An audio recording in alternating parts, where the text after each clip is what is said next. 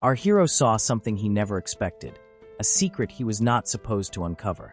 The girl in front of him was startled, and the boy tried to say something about her wrist. Just a few hours earlier, Yamamoto was cleaning the floor of his bathroom. The young man was in his first year of college and felt very satisfied seeing the place clean. Crouching on the floor, he said only the finishing touches were left. Cleaning is an amazing thing. The more you clean, the better the place looks. The reward always comes, unlike with ungrateful people. After finishing the cleaning, Yamamoto was very pleased with the final result. Suddenly, he noticed it was already 9:50 p.m. Night shifts pay much better than day shifts. Luckily, since that store was in a residential area, there's still about a few customers at night. At work, Yamamoto was bored. Even for a night shift, the place was quieter than usual. Yamamoto wondered if the store would survive much longer. Until then, looking through the camera, Yamamoto saw something. A customer was entering the store. He started calmly placing his order until the girl called his name. She smiled and said they hadn't seen each other in a long time. When he looked at the girl, Yamamoto was stunned.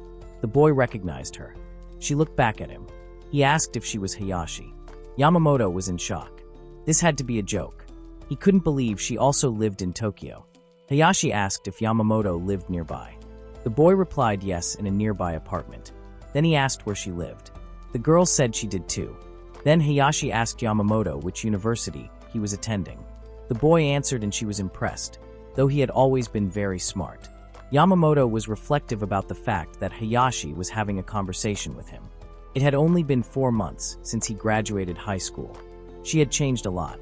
That kind of conversation would have never happened in high school. Back then, Hayashi was very different. In class, Hayashi yawned and dropped her eraser on the floor right next to Yamamoto. The boy looked at the object lying on the floor.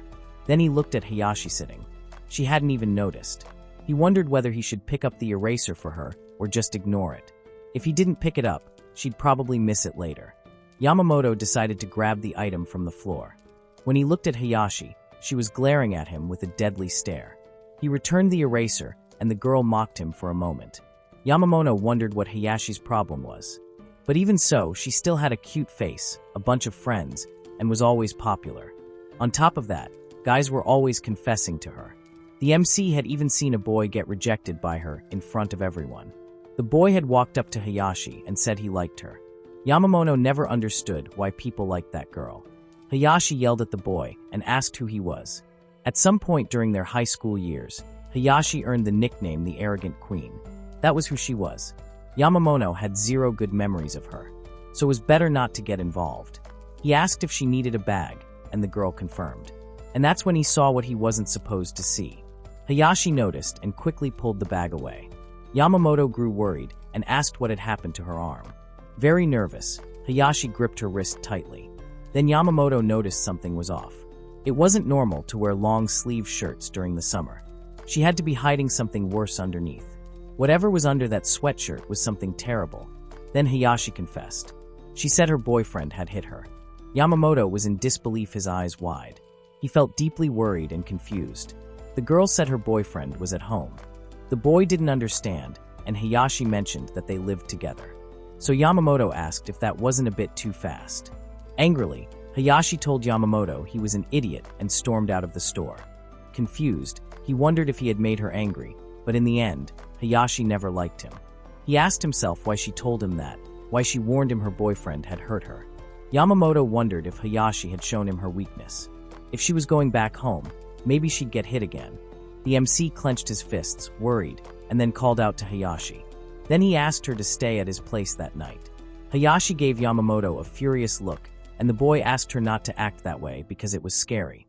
Yamamoto says he's not going to do anything to her. If she doesn't believe him, she can keep the key. He explains that everything she might need is there. He even thinks it's good if she goes back home, but finds out the girl was kicked out because her family flipped out when she moved in with her boyfriend. Yamamoto and Hayashi remain silent at the checkout for a moment until the boy tells her not to go home that night at least. Yamamoto says he'll get the key and text her the exact address. But Hayashi says that won't be necessary. The boy is confused. Then Hayashi says she'll wait until his shift ends. She's fidgeting with her hair, her hand trembling. Yamamoto says his shift will end in about an hour, so she can read magazines or do something else to pass the time. He finds himself confused. Was this really the same queen he knew in school, always surrounded by people who adored her? This doesn't seem like Hayashi. He remembers her wrist, how bruised it was, and looks down nervous. After some time, arrive at Yamamoto's home, and Hayashi asks if that's his place. Yamamoto says it's pretty close to the store, and Hayashi comments that it's a really empty place. The boy asks her to sit down and says he'll bring her some tea. While serving her, he reflects on how surreal it is to have Hayashi in his home. Even if it all happened so naturally, it's still unimaginable. Yamamoto has no plans to do anything with her. The girl drinks the tea calmly, then she sets the cup down on the table. Hayashi says she can't believe she now owes Yamamoto one. But the boy said as he doesn't see it that way. He just did what he thinks anyone would do. Hayashi says that spending some time away might help. Both of them need to cool their heads, and her boyfriend was probably just in a bad mood. Yamamoto doesn't understand why she's defending him like that. Then Hayashi lowers her head and says her boyfriend doesn't usually hit her, only when work is going badly. She needs to support him better, and she knows that. Yamamoto is confused and says that doesn't sound like something the Hayashi from high school would say. The girl replies that people can change. Yamamoto reflects on her position. She's just giving him space and hoping it's just a bad day. If all of this is true, maybe he shouldn't have told her not to go home, but only if all of it is true. Then Yamamoto says Hayashi can stay the night there if she wants. The girl smiles and says Yamamoto is saying things he never would have said back in high school. Hayashi asks if she can take a shower, and the boy says she can. She asked if he has any clothes she can borrow, and Yamamoto replies that he only has boys' clothes. From the living room, he hears the sound of the shower. She's bathing and Yamamoto grows nervous. He can barely imagine that Hayashi is in his shower. In the end, he's changed a lot too. Hayashi returns to the living room after the shower, and she's very happy. The girl is thrilled to see that the boy's bathroom is so clean. The boy grows nervous from that kind of compliment, and is then surprised to see the girl's legs. She's wearing shorts and her legs are covered in purple bruises. The girl notices Yamamoto's gaze and says it really does look bad. Her boyfriend sometimes goes overboard. Yamamoto notices that some of the bruises look pretty old, and Hayashi gets angry. It's clear the girl doesn't want him getting involved. But Yamamoto doesn't care and decides to speak anyway. He says she shouldn't be with someone like that. Angrily, Hayashi asks what he even knows about her boyfriend. Yamamoto replies that he knows nothing. It's just his opinion. Whether she listens or not is up to her. But if something serious happens to Hayashi and people ask him why he didn't do anything, all the blame will fall on Yamamoto. Then he asks if Hayashi's boyfriend hits her when he's stressed, and if she keeps helping him anyway. He wonders when Hayashi became like this. He used to hate her. That kind of self-sacrifice stuns him. He knows that Hayashi is just being used by her boyfriend. Most people don't have that kind of altruism. The MC questions what kind of feeling he's having, and says she seems to endure her boyfriend, even though he never appreciates her and is ruining her life. Yamamoto says that if she wants to go back there, he won't stop her. Hayashi has a sad look in her eyes. Yamamoto wonders if he went too far. He said all of that as a reflex, but she doesn't take what he said seriously. There's nothing more he can do. Nervously, Hayashi says that everything is just a mess. Then she says she's starting to get sleepy. Yamamoto tells her to use his bed and says he'll sleep on the floor. She thanks him. The boy sighs and tells her she can take all the time she needs to think about it. There's no reason to rush. Hayashi says Yamamoto sounds like some enlightened monk talking. Maybe that's why he's always alone. The boy closes the curtain and lies down pouting. He's lying on the floor next to his bed where Hayashi is. Yamamoto notices he's not sleepy. And suddenly, Hayashi turns toward him, looks at him silently for a moment, and then calls out to him. She asks Yamamoto if he wants to do that. The boy gets nervous. At first, he wonders what she even meant by saying that. He just offered her shelter, and that was it. Yamamoto wonders if Hayashi is messing with him. Suddenly, he feels something hug him from behind. Yamamoto asks what Hayashi is doing, and she giggles, saying, "So you were awake after all." The girl stretches her leg, and Yamamoto asks if she hugged him just to check if he was awake. She smiles and says it's just a hug. Yamamoto asks if she even asked permission to hug him, and the girl asks if she really needs permission for that. Yamamoto thinks of what to say, but ends up saying nothing. Hayashi pauses for a moment, then asks if Yamamoto is inexperienced. The boy is startled and says no, but Hayashi comments that he's lying. He seems way too nervous for all this. She says she thinks it's really cute. Yamamoto asks her to stop. He grabs her wrist serious. Hayashi says her boyfriend wasn't always like that. He used to be kind and considerate. He used to spoil her all the time, but after they started living together, he changed. He started hitting her whenever things went badly at work. Her feelings just became a mess. Hayashi says her boyfriend always yelled that she didn't bring in any money, but when she offered to work, he said no one would hire her. Yamamoto and Hayashi fall into silence in the room for a moment. Then she says it's not exactly a funny or cheerful story, so he can go to sleep. Yamamoto comments that it sounds like Hayashi's been through a lot. The girl is shocked by that response and asks what he means by it. But then Yamamoto tells her to forget it. She stirs him and asks him to say it again, but he just wants to sleep. Hayashi says Yamamoto is really hopeful. The boy is confused and she laughs at him. She leans in and says she hasn't heard something like that in a long time. And just like that, they started living together. Yamamoto wakes up confused and wonders why he's on the floor. Then he looks to the side and is shocked to see Hayashi. She slept next to him and is still sleeping. Yamamoto remembers what happened. He remembers the look of disdain Hayashi used to have back in high school and reflects on how much she's changed since then. The boy makes breakfast for both of them. Yamamoto celebrates that the girl finally woke up and asks if her body is sore. She says yes and gives him a good morning. Then she says her whole body hurts. The boy says he told her to lie in the bed. It would have hurt less, but the girl says it's fine. She walks up to Yamamoto and asks if he's making yakisoba. The boy confirms. Hayashi gets excited and asks if he knows how to cook. Yamamoto says he knows a bit, and then it's almost ready. He invites her to eat as well and serves 2 plates. The girl takes a bite of the yakisoba and is impressed. She says it tastes amazing. Yamamoto thanks her, but he's looking at his phone, and Hayashi says he has terrible manners. He puts the phone down. He just remembered he's not alone in that house anymore. Hayashi clasps her hands together and thanks God for such a delicious meal. Yamamoto jokes that he just followed the instructions on the packaging. Hayashi tells him not to ruin the moment she's complimenting his food. When they finish eating, Hayashi says she'll wash the dishes, but Yamamoto refuses, saying she's a guest. The girl says this will be like payment for the shelter and food, but Yamamoto says it's not necessary. Even so, Hayashi tells him to shut up. Hayashi asks if Yamamoto has a hair tie she can use. Yamamoto says of course he doesn't, but he does have band-aids. Hayashi asks if he knows what happens when someone ties their hair with a band-aid. It hurts and pulls the hair out. Yamamoto says he also has an elastic band. The girl ties her hair with the elastic. Meanwhile, Yamamoto keeps watching. Then Hayashi goes to wash the dishes. Yamamoto thinks the girl could be taking the opportunity to relax while she's there. Later, they sit down to have tea. Yamamoto says it's time they talk about what they'll do next. In the end, it all depends on what Hayashi wants to do. The girl says she knows that, but she's scared and afraid she'll regret it if she makes the wrong choice. Yamamoto tells her to try to look at the situation objectively. If she thinks it through carefully, she probably won't regret it. Hayashi asks how he can be so sure. She says it's not always possible to see things objectively. Sometimes emotions get in the way.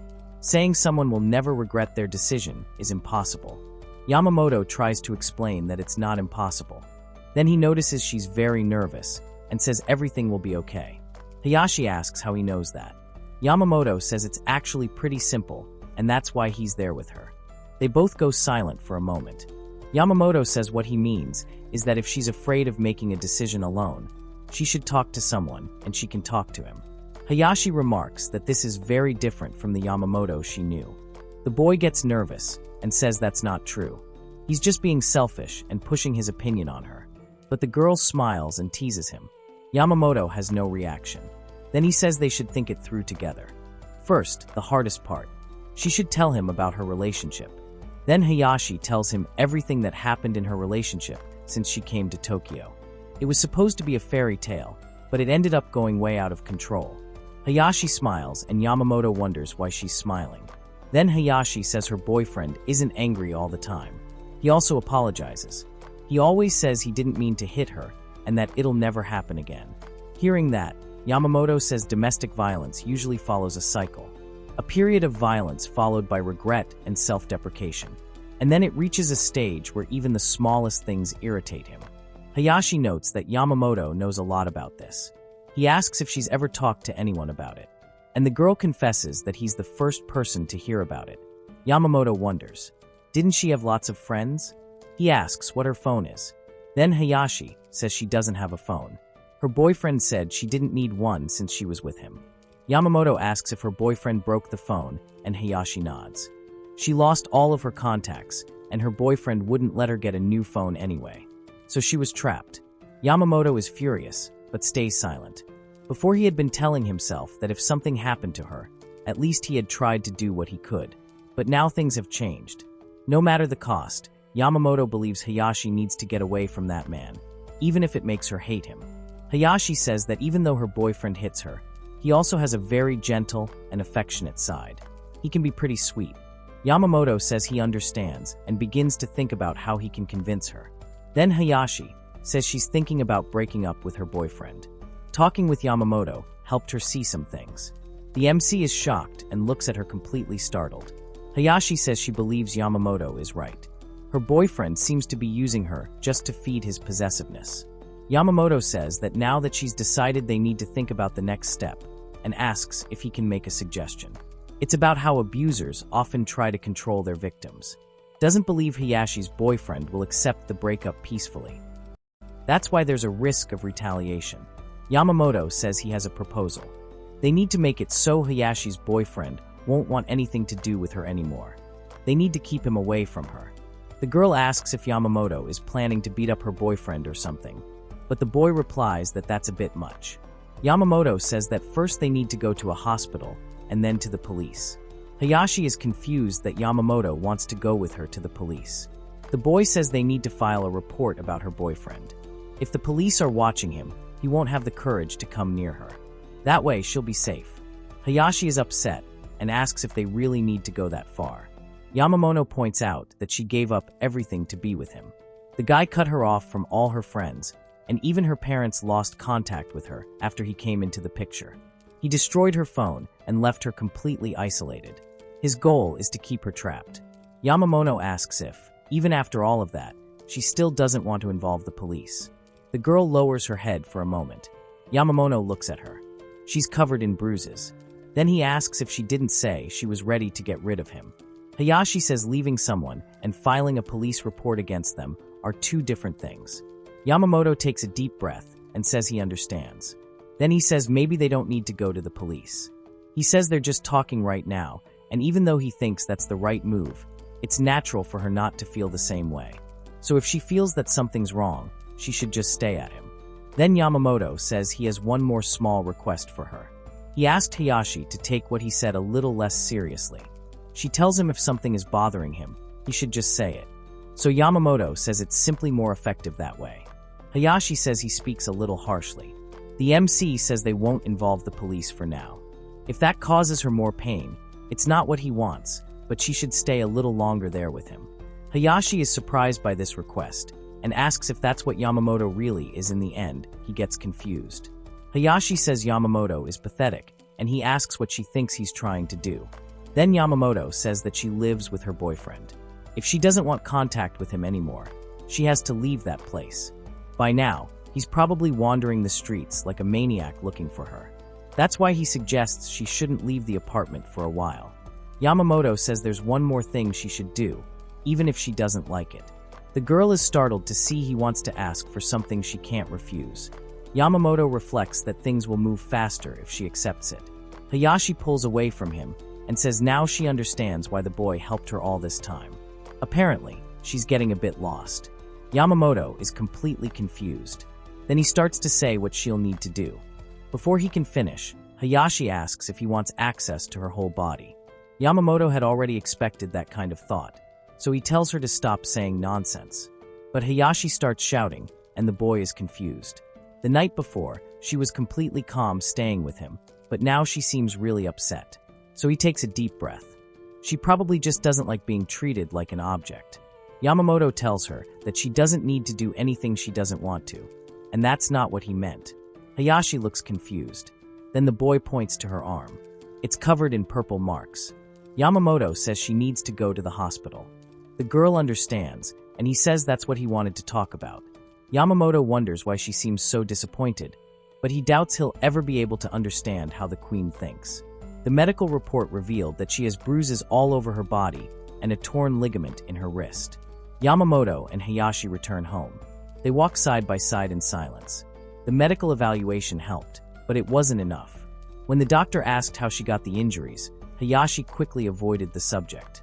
Yamamoto is noticing Hayashi's behavior and questions whether he should let her go through all of this like that. He doesn't think he should, but he also doesn't want to put more pressure on her at that moment. Yamamoto says Hayashi's clothes look too hot. The girl agrees. Up to that point, what Yamamoto can do is help her until she changes her mind. The boy asks if she wants to go to a clothing store. She probably needs a few things. Hayashi says she doesn't have money. Yamamoto says that's not a problem. He has a bit of money. He just won't be able to buy everything she wants. The girl gets nervous and says she'll pay him back as soon as she can. She doesn't know when, but she will. Yamamoto smiles at her. The clothing store, the girl tries on a few things. She changes and shows the outfits to Yamamoto. Later, they return home and once again, Yamamoto sleeps on the floor. He wakes up with back pain and concludes he needs to buy a mattress that day. Yamamoto notices he still has some time before class. So he thinks he should focus on cleaning the house, but he sees Hayashi lying down, still asleep. Because of that, the boy decides to forget about cleaning and focus on breakfast, leaving the cleaning for another time. Hayashi continues sleeping while Yamamoto fries a few things. He prepares a full breakfast and leaves a note saying it's breakfast for Hayashi.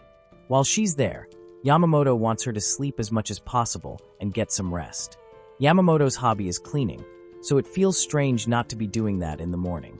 Yamamoto finally bought his mattress and will be able to sleep peacefully at night. When he gets close to home, he starts to notice something surprising. As he turns the doorknob, he realizes the smell he's picking up his food. As soon as he enters the house, he says he's back. Hayashi is cooking and welcomes him. Yamamoto notices that Hayashi finally has something to tie her hair back with. The girl asks if he likes hamburgers, and the boy replies that she didn't need to cook.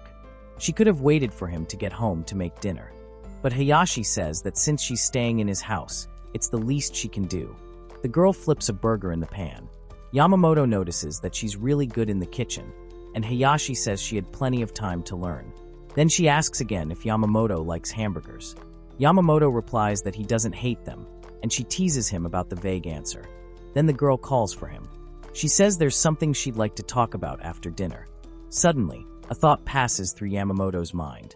He wonders if he's ever bought that type of hamburger meat before. After some time, Hayashi finishes cooking, and they sit down to eat. Yamamoto puts the meat in his mouth, and Hayashi asks what he thinks.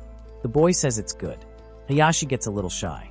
They finish eating, and she starts picking up the dishes, but Yamamoto says he'll wash them.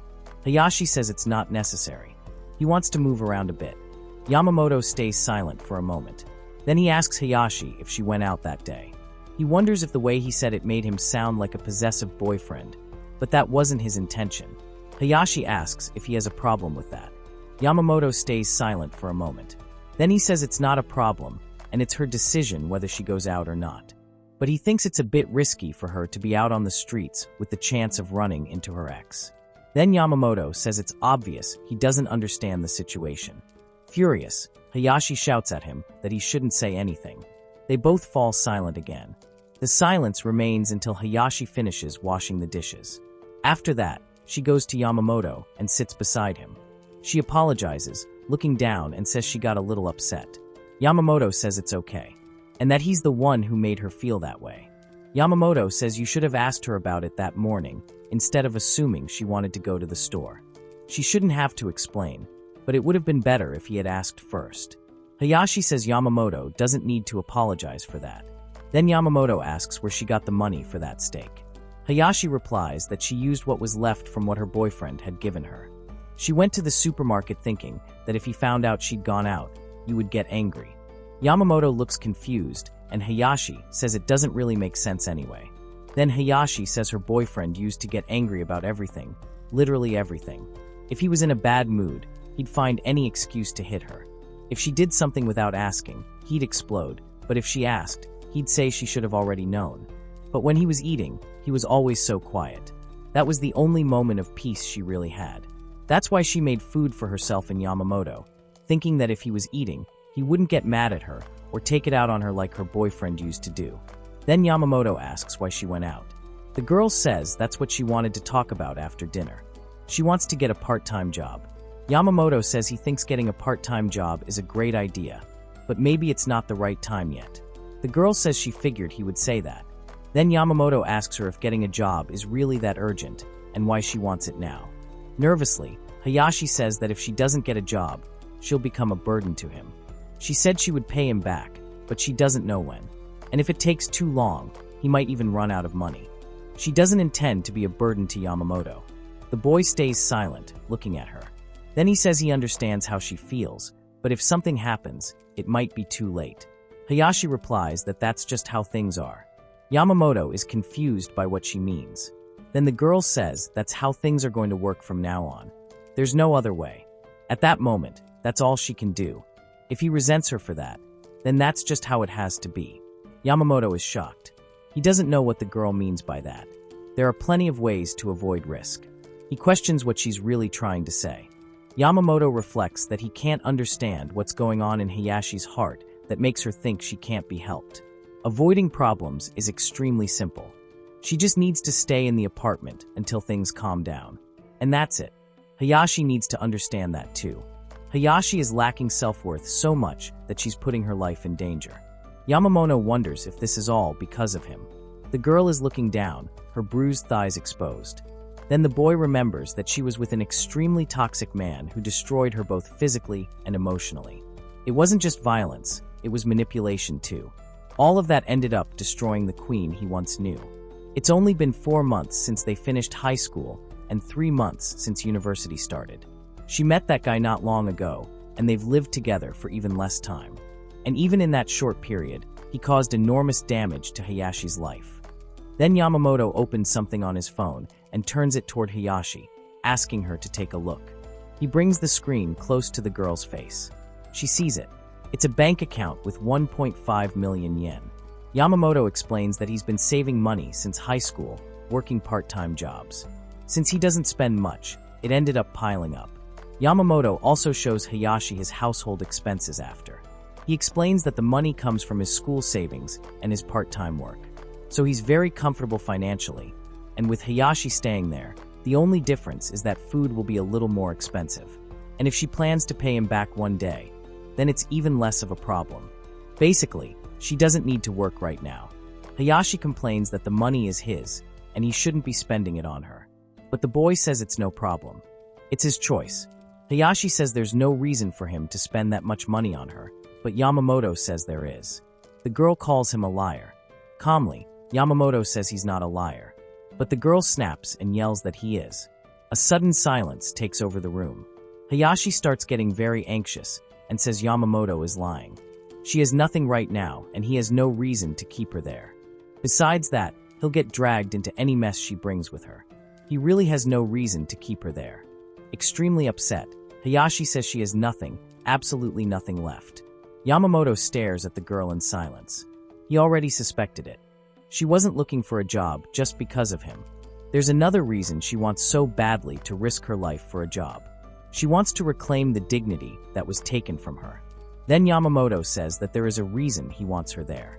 Hayashi calls him a liar again, but Yamamoto insists he's not lying. The boy asks if she hasn't been doing all the housework. Then he says he doesn't hate doing chores, but with school and work, it's nice having someone to help at home. Hayashi asks if that alone is enough for him to want her there, and the boy is caught off guard. Then Yamamoto says he's a very meticulous guy. If he sees a small mess, he ends up cleaning the whole room. If he sees a puddle of water, he scrubs the whole area. On top of that, he has university and his part-time job, which means he doesn't have enough time. Hayashi asks if he's saying that everything will be okay as long as she cleans, but Yamamoto says that's not exactly what he means. He says that cleaning is his job. He thinks it's fun. It's his hobby, his purpose in life. Hayashi is shocked to hear that. The boy says that if she does everything except the cleaning, he can focus 100% on that. And that's the main reason he's keeping her there. The girl says that's a really dumb reason. So Yamamoto says the hamburger she made was delicious and thanks her. The girl has no reaction. Hayashi doesn't understand what's happening. So she says she's probably going to end up causing problems for Yamamoto. The boy says that's nonsense, and that's what it means to live together. Hayashi then says she won't look for a job, and Yamamoto is happy to hear that. Then Hayashi calls Yamamoto. She says that when he goes to college, she's going to pack a lunch for him. To cut down on food costs, making lunch for both of them could help. Yamamoto agrees that it will be much cheaper than buying something from the cafeteria. So he says he appreciates that idea. Playing with her hair, Hayashi says there's one more thing. She wants to know what kind of lunch Yamamoto likes. The boy is surprised by the girl's interest, and something warm stirs inside his heart. On Hayashi's third day at Yamamoto's place, he wakes up without anybody aches, all thanks to the mattress he bought. At that moment, it's only 4:30 in the morning, and waking the girl would be pretty rude. Even so, Yamamoto wants to clean something, so he needs to think of a place he can clean without making noise. Yamamoto cleverly chooses to clean the bathroom. About an hour later, Hayashi wakes up. They greet each other, and Hayashi says she thought it was just a one-time thing yesterday. But Yamamoto actually wakes up early every day. The girl goes to brush her teeth casually, then asks if Yamamoto always wakes up at that time. The boy says yes. She garbles while joking that he wakes up way too early for her. Watching her, Yamamoto reflects that she's still half asleep. Hayashi asks if he also woke up that early during high school, and he confirms. Smiling, she says he's really a weirdo. Yamamoto asks if that's just because he wakes up early. The girl says she'll make breakfast and asks him to wait. The boy agrees and goes to watch TV while she cooks. Sometime later, Yamamoto walks into the kitchen saying he wants to help, but Hayashi asks why. He says he just wants to serve his own plate, but she doesn't agree. So Yamamoto asked her to ease up and not push her while on him. Pointing at Yamamoto in a harsh tone, Hayashi says he's super annoying and tells him to sit down. The MC doesn't understand why she got so angry about that. Honestly, he doesn't understand her at all. Yamamoto tells Hayashi he needs to change clothes and asks her to excuse him, but she says he can change right there. The boy is trying his best to maintain a sense of respectful boundaries, and he doesn't want to be seen in just his underwear. Her ex-boyfriend was probably used to situations like that. Yamamoto says he'll change in the bathroom. It's something he should have done from the start. He takes off his shirt and opens the laundry basket. Inside the washing machine, he finds one of Hayashi's panties. The girl enters the bathroom to let him know the lunch is ready, but the boy lets out a loud yell. She's confused and Yamamoto thanks her. Hayashi asks what he was doing and Yamamoto says he was just getting dressed.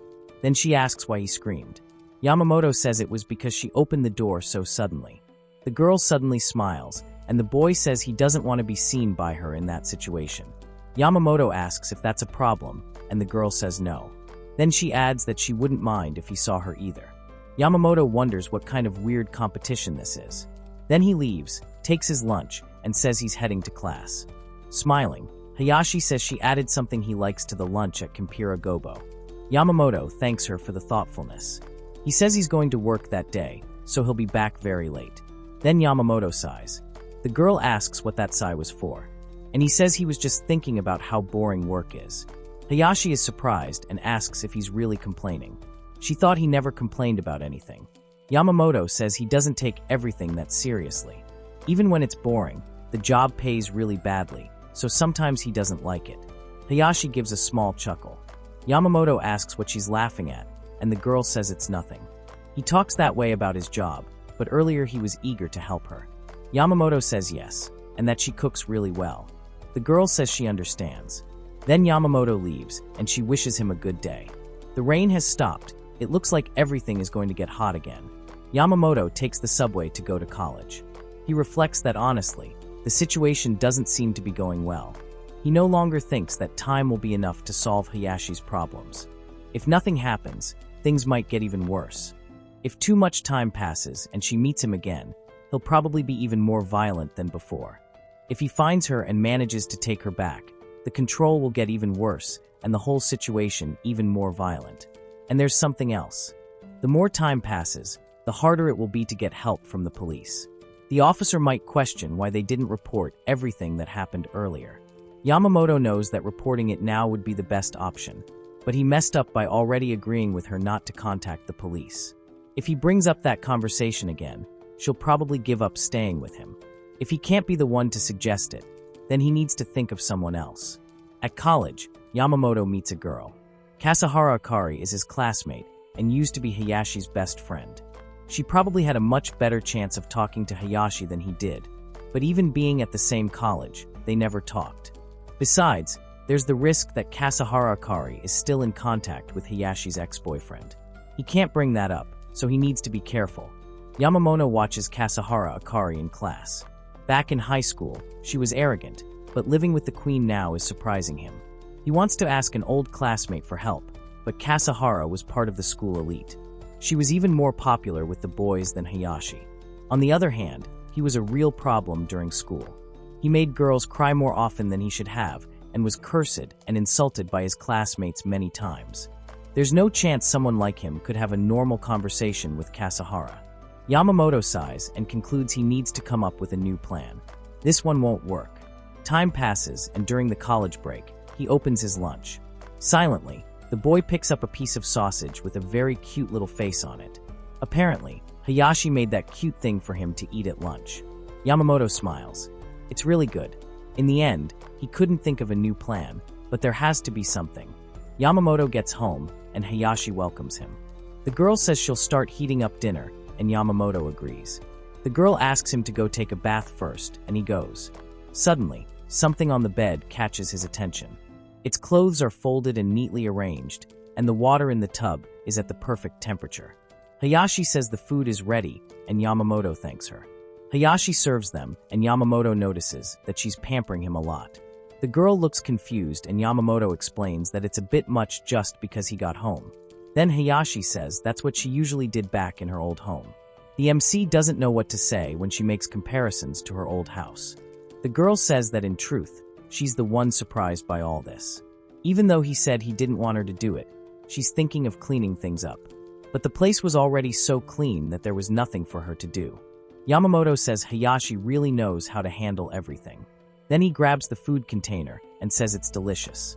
She asks what he means by that, and Yamamoto says he's just trying to say it's surprising. Hayashi says that's exactly what he said earlier. Then Hayashi says that in a strange way, she feels like she should thank her ex for all this. Yamamoto tells her to slow down. It was because of him that she ended up there in the first place. The girl asks why he's giving her a lecture in her own house, and he laughs, saying she's right. Then Hayashi says he should at least act a little more grateful. Yamamoto says he's not ungrateful, but the goal of keeping her there was for her to rest.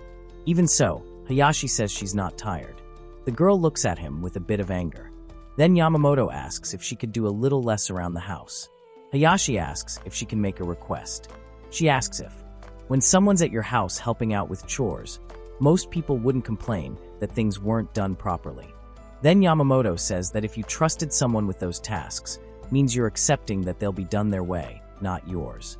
So Hayashi asks if he doesn't like her food and hides it from her, but Yamamoto denies it and says he does like it. Still, he wishes she would take better care of herself.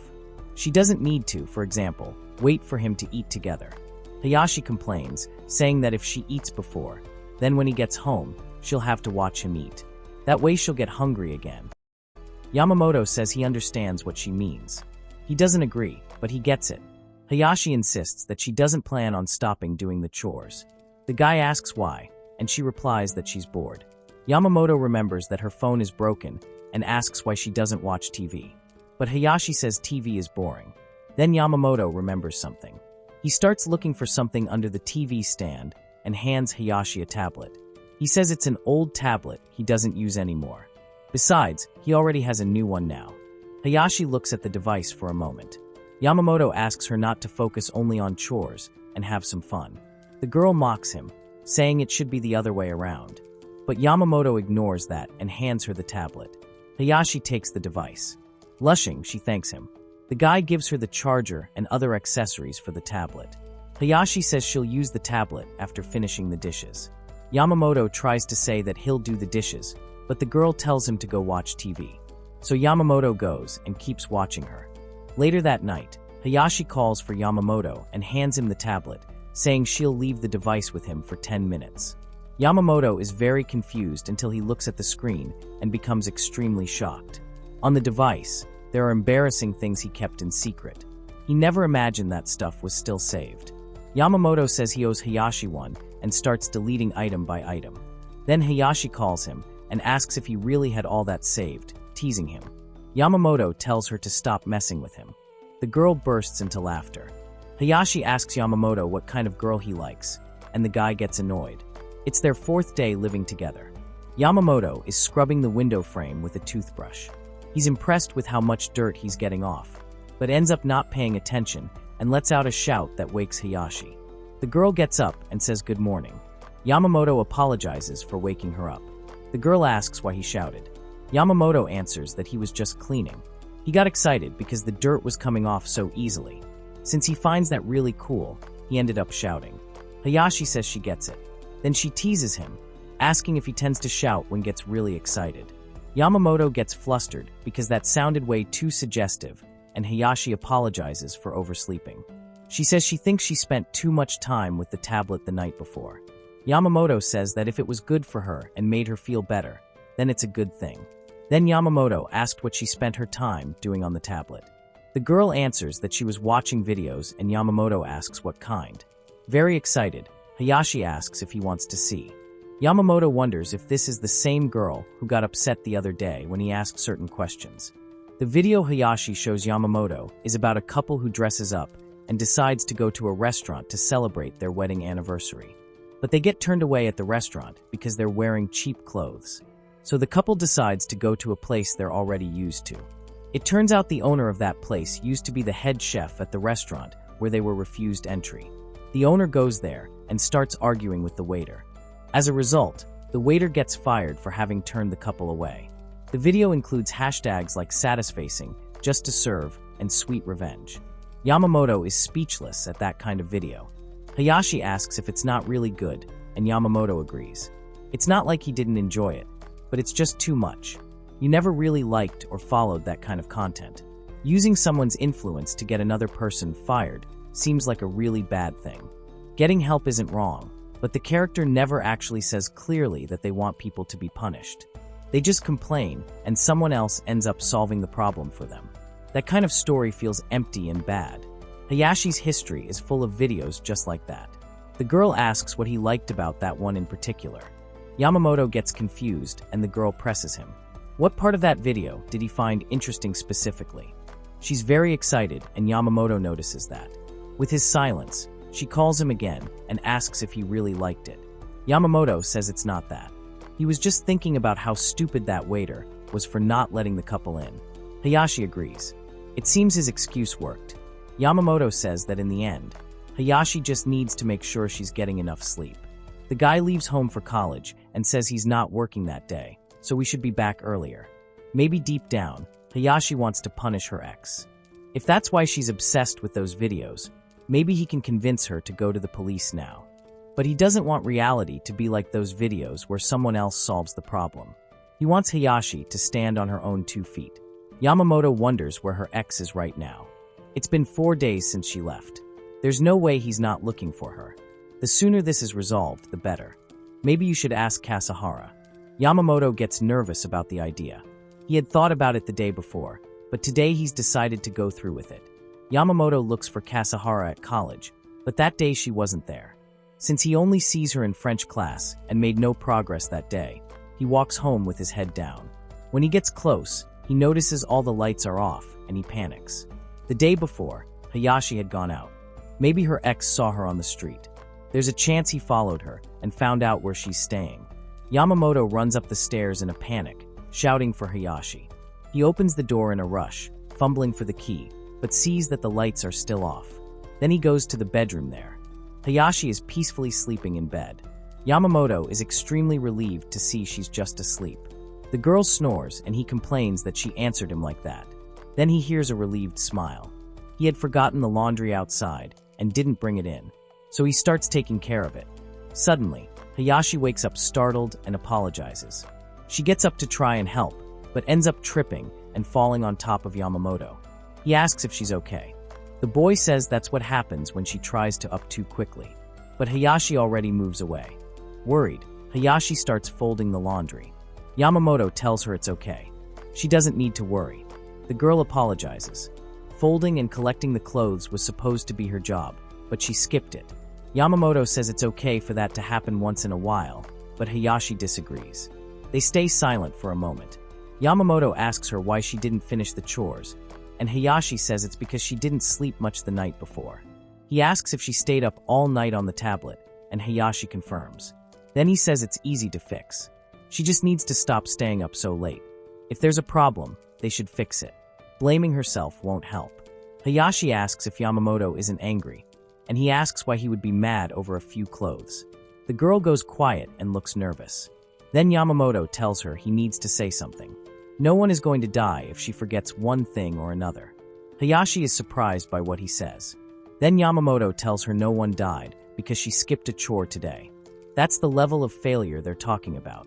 Nothing bad happened, so she needs to stop blaming and punishing herself over it. Hayashi understands and said she'll start going to bed earlier. Hayashi says Yamamoto is very mature, even if his example was a bit scary. Then Hayashi says she'll make dinner. Maybe that's what it's like living with someone you really love.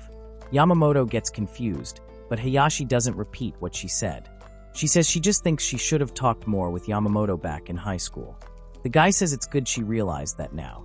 He agrees with her and thinks she should have done the same. If they had talked back then, maybe everything would have been a lot better. Even so, dwelling on the past doesn't really suit Yamamoto.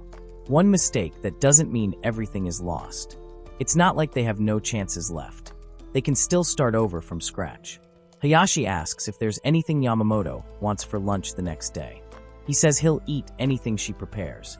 The girl complains, saying anything is the worst possible answer, and asked if his mother never told him that.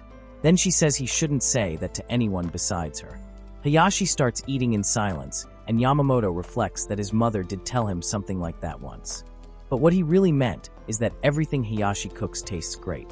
Finally, it's the 5th day of Hayashi living with Yamamoto. The guy heads to college and thinks about how much the girl has changed. It seems like now she would actually listen if he said something. If she decided to report her ex, everything would get even better.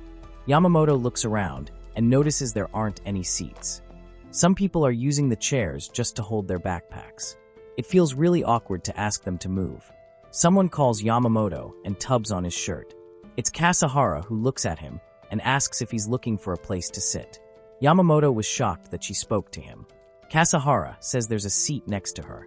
Kasahara tells Yamamoto to sit beside her. The guy says she doesn't need to worry.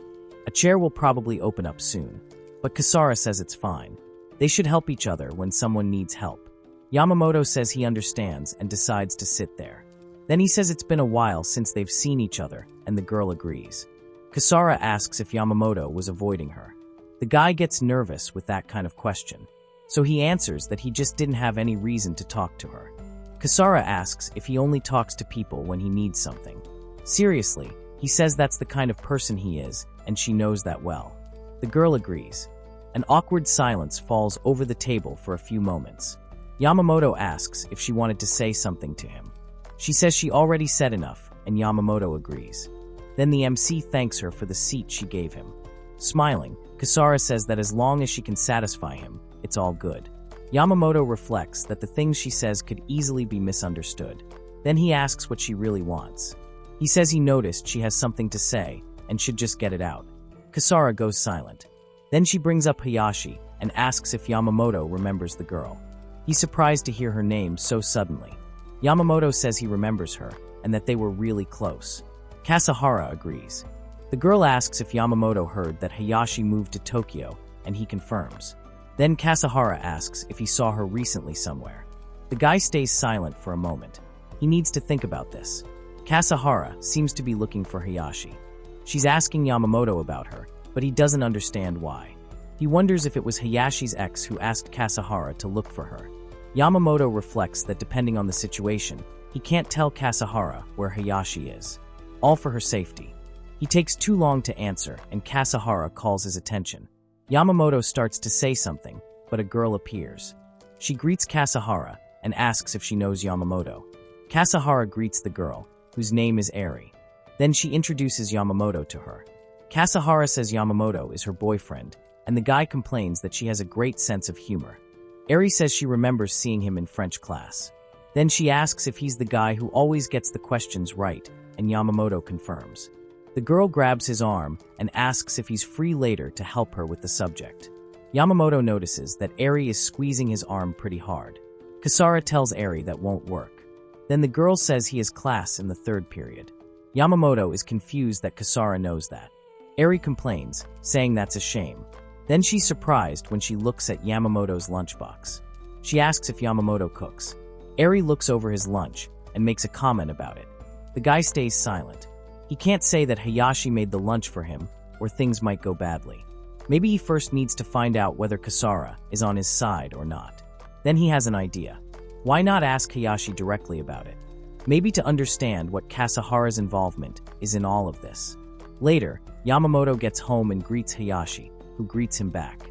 Suddenly, the girl makes an annoyed face and Yamamoto is confused. She asks if he met any girls that day. Yamamoto starts wondering if meeting Kasahara and IRI counts as meeting a girl.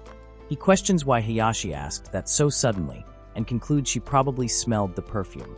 So Yamamoto confirms that he did meet a girl and asks why Hayashi is interested in that. Furious, Hayashi starts yelling and asks why Yamamoto is meeting with girls.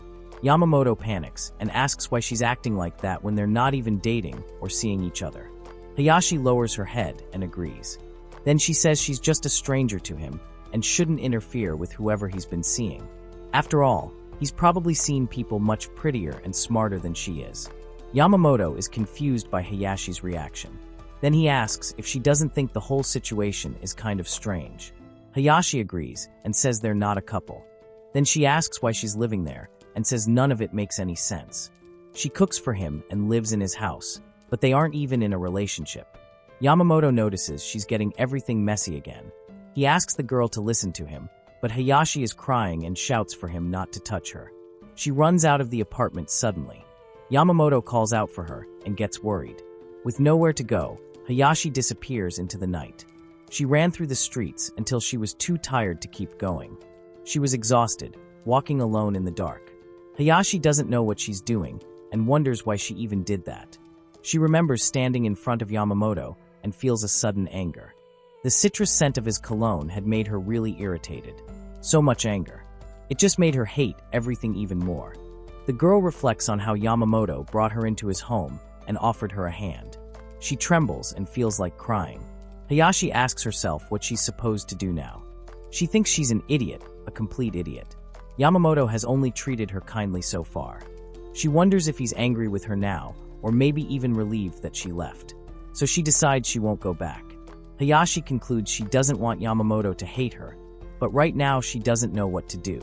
She crouches down on the ground, worried, wishing Yamamoto would come help her. Suddenly, someone stops behind her. The girl is startled and quickly turns around. It's her ex-boyfriend. Hayashi's heart races. She starts trembling and sweating. Desperate, she says the name Seiji. Her ex Seiji looks at her with a cold expression and asks where she's been all this time. Hayashi is terrified. She met Seiji a little after starting high school.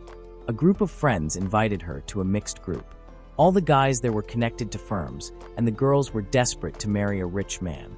Hayashi didn't really fit in with those people, but she had just moved to Tokyo and didn't have any friends. A girl beside her made a joke saying she'd be able to sit wherever she wanted later. Then someone at the table said they should introduce themselves. It was Seiji, you'd assume. Hayashi looked at the guy and had her first impression of him. He seemed calm, kind, and very warm. She thought that the life of a banker must be very different from the life she was living. Hayashi was working part-time jobs every day, and her father had told her he wouldn't help with anything other than tuition if she actually moved to Tokyo. Hayashi had always depended on her father, and he was very controlling with her. But finally, she had managed to escape that. Now she had freedom, but new problems had appeared. So dating Seiji seemed like something fresh and exciting. They smiled, and the guy was super kind to her. Until one day Seiji asked her to move in with him. It could have been called a lucky break, and that's why she didn't hesitate to move in. But over time things started getting worse. He began making demands and getting angry, until eventually he started hurting her. Hayashi would end up seriously hurt. Eventually, she adjusted to Seiji's expectations, and he even started complimenting her, saying she was cooking better. One day he left for work. Hayashi stood in the doorway, thinking for a moment. The day passed and night fell, and Hayashi was scared the guy would come home and find her.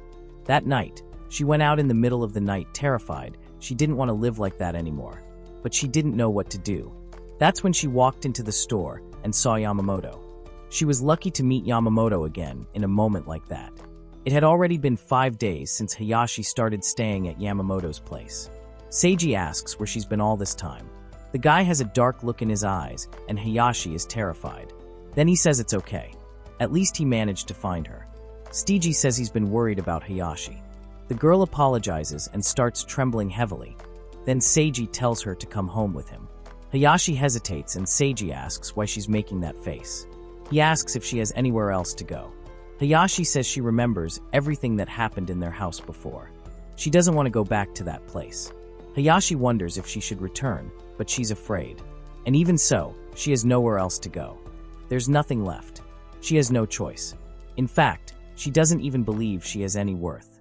Then Hayashi remembers the things Yamamoto said to her. He gave value to someone like her. He did that so well. The girl begins to cry. She really wants to go back to Yamamoto. But Hayashi thinks Yamamoto won't come after her, won't help her again. After all, she was the one who pushed his hand away. Hayashi wonders what Yamamoto would say if he saw her in that pathetic state. And she concludes that he probably asked what she wants to do. The girl is startled. What does she want to do? Then right in front of Seiji, she starts laughing. Seiji asks what's wrong and Hayashi says she's not going home with him. The guy is confused and asks what she means by that. Hayashi says she doesn't want to involve the police, so Seiji should get out of her way right now. Seiji asks what she's trying to say with that. Furious, Hayashi asks if he even realizes how much he made her suffer. Shigel's asking if he really doesn't understand that. Seiji says that if he hurt her, he wants to apologize. Hayashi asks what exactly he's apologizing for, and the guy sets for hitting her a few times when he got angry. Hayashi asks if he thinks hitting her every day was just a few times, and he replies that she wasn't exactly innocent either. The girl didn't expect that answer and is confused. Then Seiji says she never listened to him and didn't do things the right way, which made him frustrated. Seiji says it was all Hayashi's fault. The girl furiously says that she tried her hardest to be her best for him and meet his demands. She even dropped out of college because of him. Then she asks what more he wants from her. Seiji complains that she never contributed anything financially to the house. He mocks her, saying her cooking is terrible and even frozen meals would be better. Seiji asks if she's really sure she's not going home. He has all kinds of support and stability, but she has nothing and no one. He says she has nothing, no money, no place to live, only regrets. And that now she's become aggressive like him, acting hysterical. Holds out his hand and says that if she still doesn't understand, he's trying to tell her he's the only person who tolerates her. Hayashi can't believe she dedicated her life to a man like that. She wonders if that was really even possible. And Seiji grabs her wrist, telling her they're leaving. The guy squeezes her wrist hard and Hayashi panics. She says she's not going and starts yelling at him to let go. She screams and tries to break free from Seiji's hand, but she can't. She thinks about how much she wants Yamamoto there helping her. Suddenly a hand grabs Seiji's wrist and calls his attention. It's Yamamoto who tells Seiji to step away from the girl. Yamamoto says it's obvious Hayashi doesn't want to go with him. The girl's eyes are filled with tears. Yamamoto steps in front of Seiji. Hayashi's eyes are still full of tears as she reflects on how Yamamoto has been there for her all this time. Seiji is confused and Yamamoto asks if he hasn't noticed that what he's doing is a crime. Then Seiji says it's all a misunderstanding that he and Hayashi are a couple. Yamamoto is confused. He says that's funny because the girl didn't look even a little bit happy with Seiji. Then Seiji says it's normal for her act that way. Sometimes she gets hysterical, which is embarrassing. Yamamoto says that even so, it really sounded like he was saying some awful things to her. Seiji apologizes and says he was just trying to handle it the best way he could. Yamamoto asks if that was supposed to be a couple's argument. Yamamoto says it didn't sound like a couple's argument to him. It sounded like he was talking about hitting her and things like that. Angrily, Seiji asks if Yamamoto can't mind his own business. Yamamoto replies that actually he was the one yelling in public. Stiggy tells him to shut up and says that Hayashi was just having one of her episodes, but he loves her anyway. Yamamoto asks if that's really true. Hayashi wonders if Yamamoto is pretending in front of CG. There's no way he'd fall for an excuse that weak. Yamamoto says that CG is right. It makes no sense for someone on the outside to get involved. CG agrees and says Yamamoto finally gets it. Then Yamamoto says they should go to the police. CG is completely confused and starts yelling, asking why they would need to do that. Yamamoto says Seiji himself said that outsiders shouldn't interfere. Besides, clearly Seiji has his own side of the story and the police can fairly evaluate that. But Seiji protests, saying there's no need to go that far. Yamamoto says they were shouting in the middle of the night on a quiet residential street, which is exactly the kind of situation that should go to the police. Hayashi looks around. The place is full of people watching. She wonders when they all got there. Seiji starts saying again that it's not a big deal. Yamamoto says the best solution is to go to the police. Unless, of course, there's some reason CG doesn't want to. Afraid, CG says he has nothing to hide. Then Yamamoto notices that Hayashi's arms are covered in bruises. The people around them are hearing all of this. They start whispering about what's going on and wondering if they should call the police. CG yells that Hayashi just fell. Yamamoto asks if, when she fell, she hurt both her arms and her legs. Plus, some bruises are fresh and others are older. Yamamoto asks why CG doesn't help her if she's always falling like that. Furious, CG asks what Yamamoto's problem is. There are a couple who live together and love each other, so what happens between them isn't Yamamoto's business. Yamamoto flinches at the word love. Hayashi looks at him. Yamamoto's face is filled with rage. Then Yamamoto asks what Seiji was doing while the girl was missing. Seiji says he was looking for her. Seriously, Yamamoto asks if he put up missing posters or reported it to the police.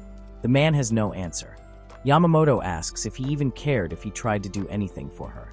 Seiji says he was busy. Burning with anger, Yamamoto yells. What could possibly be more important than Hayashi's safety? He doesn't help her, doesn't stay with her. He just blames her for everything. Yamamoto shouts that this isn't love. It's just an immature way of gaining power and feeling superior. Hayashi sees that Yamamoto is doing all of this for her. He's angry because of her. The girl's eyes fill with tears and CG looks worried. The crowd around them is getting more and more agitated. Then CG apologizes. He starts speaking with a shaky voice saying he's sorry and that sometimes he gets lost. He bows, hoping to be forgiven, but Hayashi stays silent. She knows CG is just going to do all of it again, but still, she feels something when he apologizes. Hayashi says that's enough, and CG asks what that means. The girl says she's not going home, but they should end this here. CG tells Hayashi he can't live without her, and the girl tells him to stop lying or saying things he doesn't even understand. CG says he doesn't want anyone but her, but Hayashi tells him to stop talking so much. With a shaky, nervous voice, CG asks Hayashi to come home with him. Then the girl steps closer to him. She pulls on his collar and sees a purple mark on his neck. Hayashi falls silent for a moment, her eyes filled with fury. Seiji tries to explain. Hayashi asks if that's why he never reported her missing, because he already had someone to replace her. Yamamoto watches in silence. Hayashi says that Seiji wasn't worried about her. It was all just a lie. The man tries to approach and say something, but Hayashi doesn't want to hear from Seiji anymore. Yamamoto wakes up in the morning feeling down. He's alone in the room, and the house is quiet. He gets up to start his usual morning cleaning and wonders if the place had always felt this spacious. He had gotten so used to living with her. Yamamoto watches TV, drinks water, and tries to pass the time. He wonders when she'll come back. Yamamoto is really tired and just wants Hayashi to come home soon. At 11:30 in the morning, someone opens the door. Hayashi enters the house and Yamamoto says she took quite a while. The girl closes the door, looking downcast. Yamamoto approaches her, asking what happened and if there was another problem. The night before, the police had shown up for Hayashi because of the public disturbance. When they heard the sirens, CG ran off. Yamamoto had planned to go with Hayashi to the station, but they told him to go home. So he has no idea what happened after that. He asked Hayashi to come in, and the girl hesitantly asks if he's sure. She walks past him, eyes down. Yamamoto tells her she should take a bath. Maybe it'll help her clear her mind a bit. The girl takes a deep breath and locks herself in the bathroom. Yamamoto concludes she probably doesn't want to talk about it, so there's no point in pushing. He decides to cook something for the two of them. Yamamoto sets the table. Then he hears the bathroom door open and says she came out at the perfect time. Suddenly, he sees Hayashi in a very compromising situation. He's shocked and asks what happened. Then he asks if she forgot to bring something with her to the bathroom. Hayashi exposes herself to him in a terrible way. Yamamoto asks her to get dressed, but Hayashi asks if he remembers what she said to him before. Yamamoto is nervous, unsure of what to do, and Hayashi says that he saved her. He did something for her that she could never repay. Because of that, she owes him.